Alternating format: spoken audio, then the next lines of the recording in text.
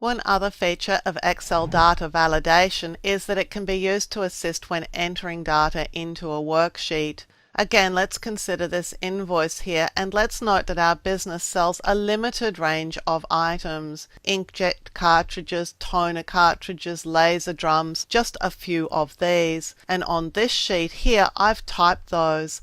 These are all the items that this business sells, so these are the items that would potentially appear in the description field in an invoice. To save the user from having to type these values in every time, I can create this as a selectable list. To do that, first of all, on a new sheet in the workbook, I'm going to type the entries that the user wants to see in that list, and then I'm going to name this range. I'm going to select over the range, and from the Formulas tab on the ribbon, I'm going to click Define Name, and I'm going to call this Products.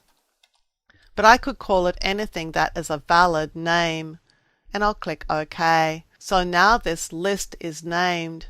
Let's go back to our invoice worksheet, and I'm going to create this as a drop-down list. So let's just remove these entries so that we can enter them in later on using our list. I'm going to first of all select over the entire description column so that the list will be applied to all of these cells, and I'll choose Data, and again Data Validation.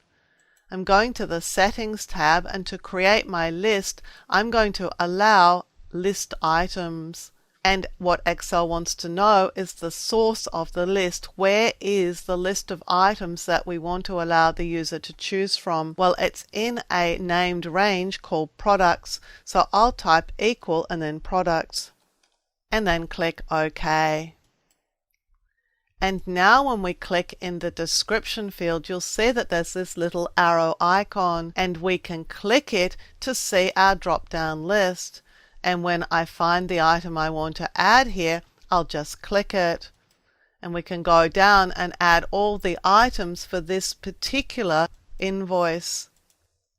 And if we put this in the original template, then this would be available for all the items that the user might want to add to an invoice anytime.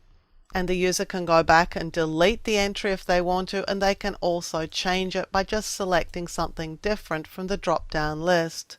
If at any time we add some products to our inventory, we can go back to the product data here. I'm going to insert a row. So I'm going to the Home tab of the ribbon, and I'll click Insert. Well, I clicked it twice. So now I can go in and add some extra items.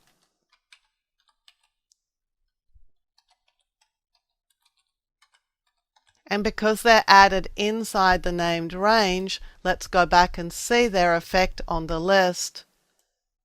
They're added into the list, so the list has expanded to include these additional items, which can then be selected. This use of data validation is a handy way to limit the content that can be typed into cells in Excel.